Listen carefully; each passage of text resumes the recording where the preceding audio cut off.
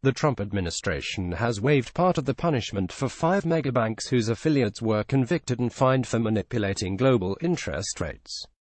One of the Trump administration waivers was granted to Deutsche Bank, which is owed at least $130 million by President Donald Trump and his business empire, and has also been fined for its role in a Russian money laundering scheme.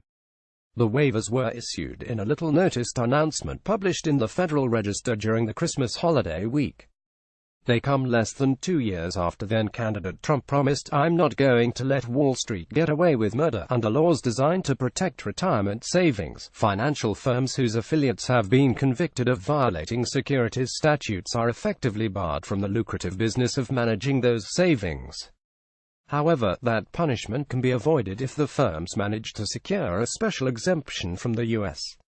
Department of Labor, allowing them to keep their status as qualified professional asset managers. In late 2016, the Obama administration extended temporary 1-year waivers to 5 banks: Citigroup, JP Morgan, Barclays, UBS and Deutsche Bank.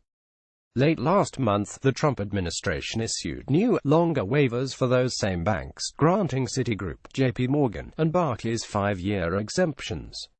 UBS and Deutsche Bank received 3-year exemptions. In the year leading up to the new waiver for Deutsche Bank, Trump's financial relationship with the firm has prompted allegations of a conflict of interest.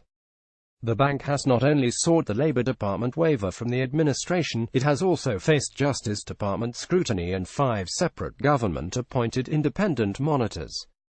Meanwhile, the New York Times recently reported that federal prosecutors subpoenaed Deutsche for bank records about entities associated with the family company of Jared Kushner, President Trump's son-in-law and senior advisor. All of these interactions with the Trump administration in the federal government are transpiring as Deutsche serves as a key creditor for the president's businesses.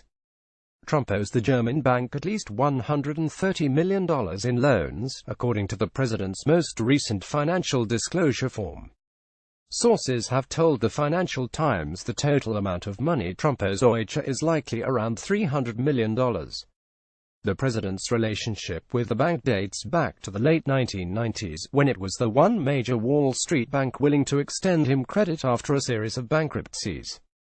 In 2016, the Wall Street Journal reported Trump and his companies have received at least $2.5 billion in loans from Deutsche Bank and co-lenders since 1998. The relationship has had problems. After the financial crash, Trump defaulted on a $640 million loan from the bank.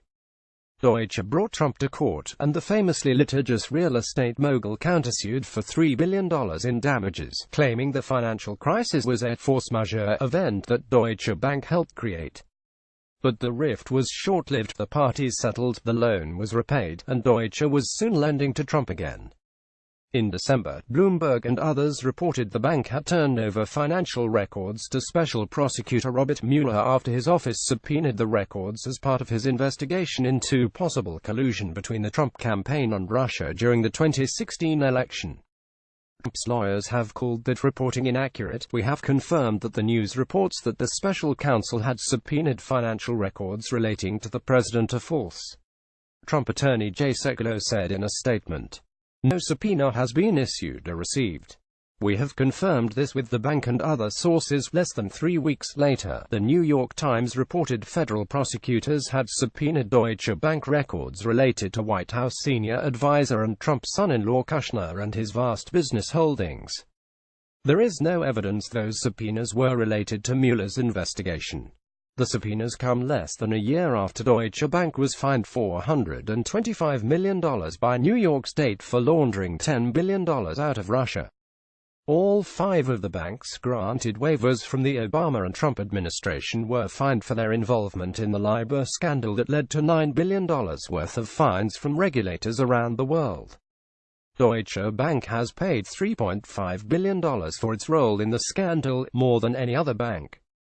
The scandal involved illegally manipulating the London interbank offered rate or LIBOR, which is used to set the cost of borrowing for a variety of financial transactions. In 2015, Deutsche Bank pled guilty in the U.S. to wire fraud for its role in the scandal. Less than 2 years later, in the final hours of the Obama administration, Deutsche Bank agreed to a $7.2 billion settlement with the Justice Department for misleading investors in mortgage-backed securities between 2006 and 2007.